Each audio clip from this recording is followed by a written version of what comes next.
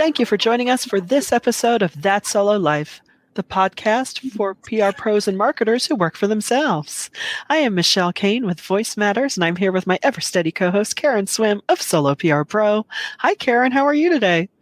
I'm great. How are you doing? I'm good. Hey, we're just flying along in this crazy little world. We are. We're rolling along, changing things as we go, making it up, figuring it out. Hey, that's the beauty of being a PR pro. And every day we wake up to the news, we peek our eyes out from under the covers and think, what's happening out there? Yeah. And today we're going to talk about the financial world. We are. But as we are recording this, on the date we're recording this, the Fed is considering whether or not to pop up those interest rates again. Yay. Yeah. But, as I'm sure all of our listeners, all of you know, we've had some bank failures and there comes along with that some angst. I think we still kind of have a trauma from 2008 sticking in our bones. And, it's just bringing back some of those feelings of, what are we? Yeah, for those of us who are around and remember that, but even if you weren't yet in business or were not yet operating as or even maybe you were still in school back then and you're new to the working world, there are some things that we can learn from the recent bank failures. First of all, I think one thing that we can learn from a communication standpoint is what not to do. And I think that because we counsel clients, we need to ensure like maybe many of you, had some clients with ties to those banks. So it's really important. And then I had clients that didn't have ties. But for all clients, I said the same thing. It's better to control the message before the message controls you. Always. So something this widespread, we talk about, we have this decision grid about when to weigh in on issues of the day. But something like this is definitely a place where I think it does not hurt at all to communicate it to key stakeholders, even if you're not affected by saying, hey, this recent news is very troubling and unsettling. We want you to know that we are not impacted by the SVB bank failure, by First Republic. If you're not impacted, it's good to say that, because this type of challenge is something that hits just everyone. Yeah. It's going to, employees are going to wonder, oh my God, do we have money in these banks? Is it going to affect payroll?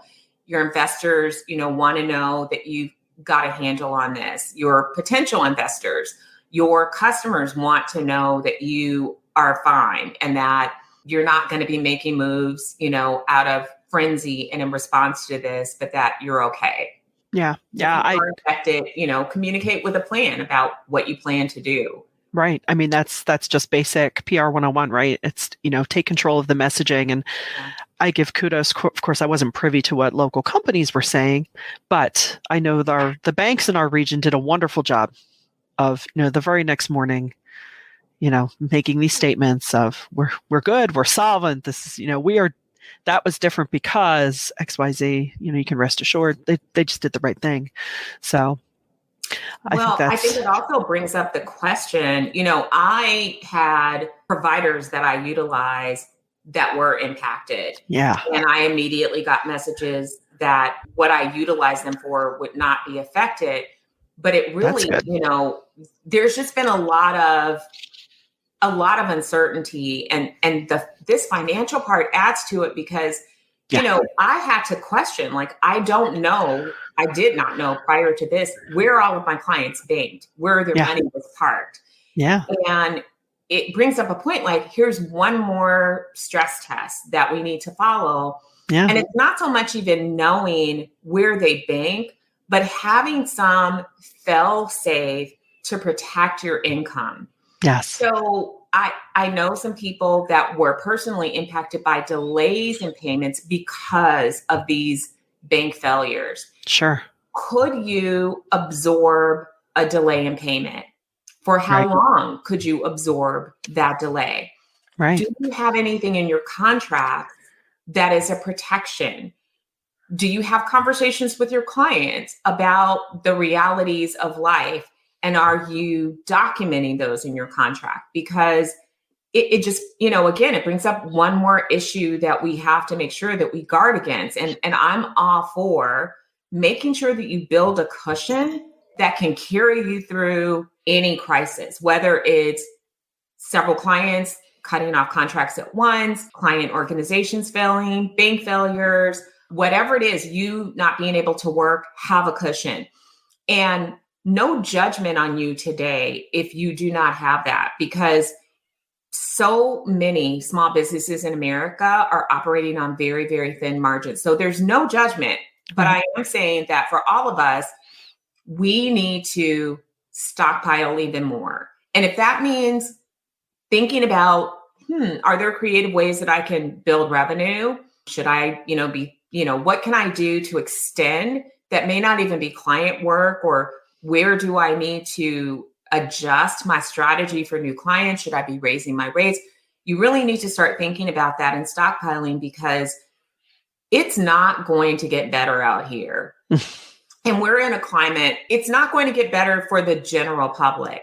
So, and I wanted to correct that, because for solos, and it's interesting that I just saw a Forbes piece that we'll be talking about in the future that talks about PR being a recession-proof business. I want to encourage every single public relations professional out there that we have the ability to thrive in these times. So I want you to just keep that message in your head. If you need to write it on Post-it notes and post it around your office, do that, because it's easy to fall into the trap of feeling like we're just like everybody else. We're not going to be laid off. You need to get ahead, though, of how your clients are thinking. Yeah. Because this creates an environment of anxiety. Clients are nervous. Organizations are nervous. They're looking at their balance sheets. The Fed is nervous because do they let inflation just continue to be at a level that is higher? Because traditionally inflation sits at around 2%. And do they want it to go to 4%? That's going to make people super nervous. Or do they want to raise interest rates to kind of put a tap on it? But then if they raise the interest rates, banks are further impacted because of their investments, which is what happened to these banks. Their investments were impacted by the high interest rate. So they had less money, and they have less money in reserve. So it's like you're choosing between two evils, and they can't solve both things at one time. They can't. Well, and I think the thing that we need to focus on, like you said, it's definitely bringing uncertainty as an unwanted guest to the table, which I don't know if this is going to make us feel any better, but it's certainly one thing I learned as I had to, and I feel like I had to create this business, was even if you're employed by someone, that direct deposit, it feels certain. It's not certain.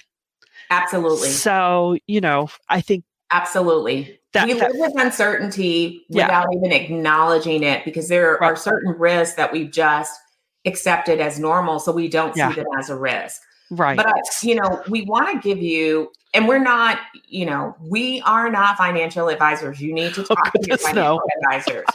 So this is not, I think we're supposed to disclose that, or, make that disclaimer so that we don't get in trouble. We are not financial advisors. Well, we are business people that are sharing some strategy. So here's some immediate things that you can do as you're doing your pulse checks with your clients. Do not be afraid to ask, hey, we're in a really crazy, chaotic time economically. How are you feeling about that? And what strategies are you all doing to make sure that you can weather this?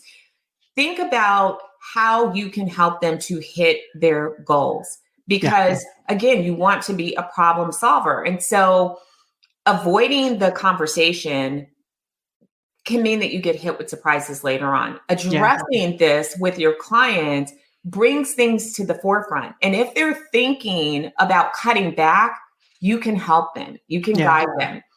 I think there's just something important you said in that. And it, since the pandemic, it's likely that you're kind of in this mode because hopefully you've been counseling your clients through this because, that was like a major drop off of, oh my gosh, we're all paralyzed. And okay, well, how did you guide them through that?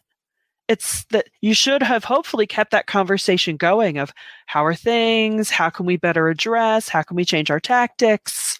Do we need to pivot in any direction? So it's, please don't think, oh my gosh, I have to have a big conversation. No. Yeah, I'm a female, so I'm using the term girl. I identify as girl.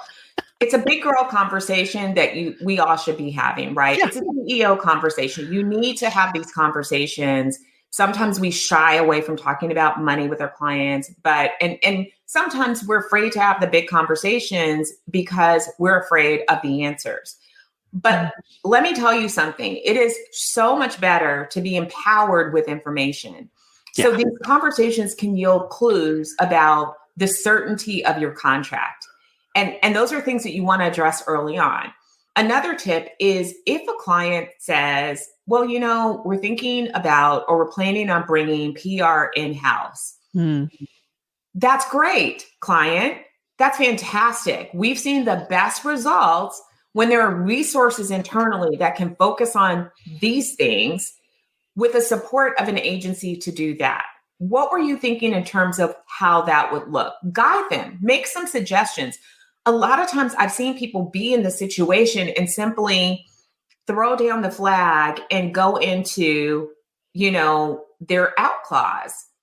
So their mind immediately is like, okay, well, we have 3 months, we have, 60 days, we have 30 days, and then they're looking for more business. But you didn't even try to pivot this conversation and influence it by holding on to at least some of the business. Your budget may get cut, but wouldn't you rather have a budget that's cut where you stood up for yourself and maybe your scope and not budget for doing the same work, but budget is cut because the scope is lower, is a lot better than losing the entire revenue. And so again, it's all about these conversations that we have to get comfortable having and not just be so quick to react. So if you're already thinking about these things and addressing them proactively, then you're not in reactionary mode where you're like, and let me tell you, it is not fun to lose a client, even when it has nothing to do with your work.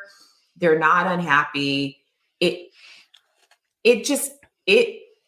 painful. There's a little bit of like, of course there is. You need to mourn a little bit. Yeah. So we want you to not ever be in that position, but to always be operating from a place of strength because you're prepared. And I think too, by having that conversation, if a client's considering going completely in-house, but even by reminding them of the value that you bring, that knowledge will stay with them. And, you'll still be maintaining that relationship because I would say 9 times out of 10, they will find they need you to some extent. Yeah. Ideally. But it is like a mourning because, business is relationship. We're more than in our profession, right? Because you become a member of their team, you become your client's champion. And that's, so that's something to both value and it doesn't feel so great when it ends. Yeah, it doesn't, even for the best of reasons. And, let's face it, we have had many of us over the years, maybe some of you recently have had clients to cancel your contract and make up reasons that they did so because they're uncomfortable saying it's a financial issue. But we know it is. We know the signs are always there. And this is the thing that I say to people about layoffs. They really don't come out of nowhere. You just have to know how to look for those breadcrumbs and spot them. And here's the funniest thing. We see the breadcrumbs. We ignore them because it's easier to just not look at them. Reality. Yes. It's like, I don't want to know. I don't want to know. I don't want to know. I'm going to work today. We do that with clients too. We see the signs. We're smart. We see them, but we'd rather not pay attention to them because we don't want to deal with it. And that's human nature, but you got to fight against that Yeah. and look at it so that you are not caught off guard. Right. And it also brings us back to the drumbeat of always, always, always be in business development mode. Always. Yes. And, it's funny. People ask me, does belonging to this, did it ever get your business? And, okay, first of all, I don't usually lead that way because that's too transactional to me. But yeah, it could be a super slow burn. It could take 10 years. But eventually, yeah, once you get to know the right people and the timing is right.